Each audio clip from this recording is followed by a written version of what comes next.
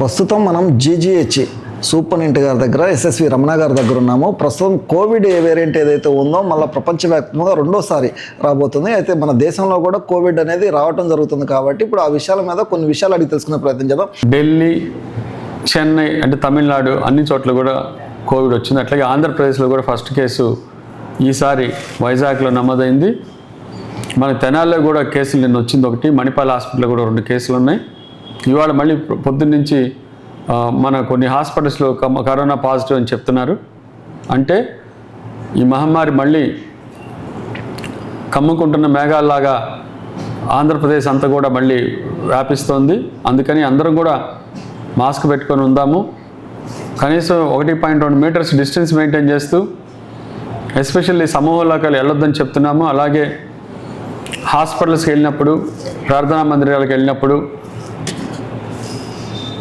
ఎక్కడైతే ఎక్కువ మంది జనాలు ఉంటారో అక్కడ ఖచ్చితంగా మాస్క్ ధరించమని, అట్లాగే ఎవరైతే దగ్గుతూ తుమ్ముతూ ఉంటారో వాళ్ళ దగ్గర కూడా మాస్క్ పెట్టుకోమని ఉండాలని చెప్తున్నాం. వాళ్ళు కూడా మాస్క్ పెట్టుకొని ఉండాలి. అంటే మళ్ళీ కరోనా జాగ్రత్తలన్నీ అంటే మాస్క్ పెట్టుకోవటము, చేతులు ఫ్రీక్వెంట్గా కడుక్కోవటము, డిస్టెన్స్ మెయింటైన్ చేయటము, మనకు తెలియని సర్ఫేస్లు తాకకుండా ఉండటము,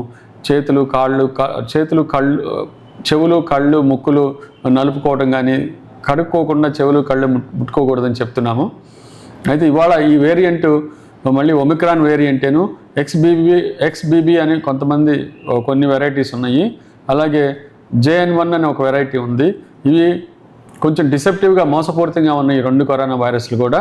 అంటే మోసపూరితం అంటే ఏంటంటే మనం జలుబు, దగ్గు, గొంతు పట్టేయటము, గొంతు నొప్పిగా ఉండటము, కంజెషను, ఇక ముక్కులంతా కూడా బిగిసినట్లు ఉండటము, జ్వరం రావటము, అది కూడా లో గ్రేడ్ ఫీవర్ రావటము, ఇలాంటివి రుచి తెలియకపోవటం, ఇట్లాంటివి మనం అనుకున్నాం అంతకుముందు కరోనా అప్పుడు. కానీ ఈసారి కరోనా వేరియంట్, ఈ ఒమిక్రాన్ వేరియంట్ ఎంత మోసపూరితంగా ఉందంటే ఇది గొంతు నొప్పి కానీ, జలుబు కానీ, రన్నింగ్ నోస్ కానీ ఇవన్నీ లేకుండా బాడీ పెయిన్స్ అంటే ఒళ్ళంతా నొప్పులుగా ఉండటము, జ్వరం హై ఫీవర్ వస్తుంది, హై ఫీవర్ రావటము జరుగుతుంది. అంటే మనకి ఇదే వైరల్ ఫీవర్లే అనుకుంటాము, కానీ అది కూడా కరోనానా అనే ఒక అనుమానంతో బతకాల్సిన వేరియంట్ ఇది. సో కాబట్టి ప్రజలందరికీ ఒకటే విజ్ఞప్తి, government general hospital superintendent doctor SSV Ramana గారు నేను చెప్తుంది ఏంటంటే మీ అందరూ అలర్ట్గా ఉండాలి. అయితే భయం వద్దు, భయమే వైరస్ అని నేను కిందసారి కూడా చెప్పాను, ఇప్పుడు కూడా అదే చెప్తున్నాను. భయపడొద్దు, అప్రమత్తంగా ఉండండి. మీకు ఏమాత్రం డౌట్ వచ్చినా సరే ఇంట్లో మెంబర్స్ అందరూ కూడా ఒకరి నుంచి ఒకరికి టకటగా స్ప్రెడ్ అయిపోతుంది. మీరు అందరూ ఐసోలేషన్లో ఉండండి. ఎస్పెషల్లీ పిల్లలు, వృద్ధులు, అంటే ఈ వృద్ధులకి బీపీ ఉండొచ్చు, షుగర్ ఉండొచ్చు, అంటే కోమార్బిడ్ కండిషన్స్ అంటే క్యాన్సర్ పేషెంట్ ఉండొచ్చు, లేకపోతే నెఫ్రాలజీ డయాలసిస్ చేసుకునే పేషెంట్, వీళ్ళందరూ కూడా ఇమ్యూన్ స్టేటస్ చాలా తక్కువ ఉంటుంది. సో వాళ్ళని ప్రొటెక్ట్ చేసుకుంటూ అందరూ మాస్కులు ధరిస్తూ డిస్టెన్స్ మెయింటైన్, ఇళ్లలో కూడా డిస్టెన్స్ మెయింటైన్ చేయాలి. అలాగే శుభ్రంగా చేతులు కడుక్కొని పక్క వాళ్ళకి వడ్డించడం చేయాలి. సో ఇవన్నీ చేసినప్పుడు డెఫినెట్గా అదేం చేయదు, మనకి మిగతా జలుబులాగానే ఉంటుంది. ఇప్పుడు మీరు చూడండి, ఇన్ఫ్లుయెన్జా వైరస్ ప్రతి సంవత్సరం వస్తూనే ఉంటుంది మనకి, సీజన్స్ మారినప్పుడల్లా. అది మనల్ని ఏం చేయదు, కొంతమందిలో అది ప్రమాదకరంగా ఉంటుంది. ఇప్పుడు కోవిడ్ కూడా అలాంటి సిచ్యువేషన్కి వచ్చింది. కోవిడ్ ఆల్మోస్ట్ కూరలు తీసిన పాము లాంటిది, ఇది వస్తుంది కానీ మనం జాగ్రత్తలు తీసుకుంటే తగ్గిపోతుంది, ఏముండదు. మన ఇమ్యూన్ స్టేటస్ పెంచుకోవాలి. అప్పుడు ఉన్నప్పుడు ఏం చేయాలంటే ఈ జాగ్రత్తలన్నీ తీసుకుంటూ మంచి డైట్ తీసుకోవటము, అలాగే ఈ స్టీమ్ పెట్టుకొని కంజెషన్ తగ్గించుకోవటము, అలాగే మంచి డైట్ అంటే మీకు ప్రోటీన్స్, విటమిన్ సి ఇలాంటివి ఉన్న డైట్, ఫ్రూట్స్ ఇలాంటివి బాగా తీసుకుంటే డెఫినెట్గా ఈ జబ్బు మనం ఏం చేయకుండా మళ్ళీ పక్క వెళ్ళిపోతుంది. ఎందుకంటే ఇంతవరకు మన కోవిడ్ వ్యాక్సిన్ మళ్ళీ బూస్టర్ డోస్ తీసుకోవాలా, ఏ వ్యాక్సిన్ తీసుకోవాలనేది ఈ వేరియంట్కి ఇంకా మనకి WHO కానీ మన గవర్నమెంట్ కానీ స్పెసిఫికేషన్స్ ఇవ్వలేదు. కాబట్టి జాగ్రత్తలు తీసుకోవటమే దీనికి గొప్ప వరం. సో భయపడొద్దు, జాగ్రత్తలు తీసుకోండి, అప్రమత్తం ఉండండి. మీకు ఏ ప్రాబ్లం ఉన్నా గవర్నమెంట్ హాస్పిటల్కి వచ్చినా మేము will take care of you. ఎందుకంటే RT-PCR కూడా చేయటం మొదలుపెట్టాము. మనకి కోవిడ్ కూడా ప్రిపేర్డ్నెస్ గురించి మనం ఒక సపరేట్ వార్డ్ పెట్టాము, సపరేట్ రూమ్స్ పెట్టాము, అలాగే సపరేట్ ఓపీ మెయింటైన్ చేస్తున్నాము. సో ఆక్సిజన్ నిల్వలు కూడా దాదాపు 4000 లీటర్స్ ఆక్సిజన్ మన దగ్గర పెట్టున్నాము. అన్ని చోట్ల ఆక్సిజన్ కాన్సన్ట్రేటర్స్ కూడా ఉన్నాయి.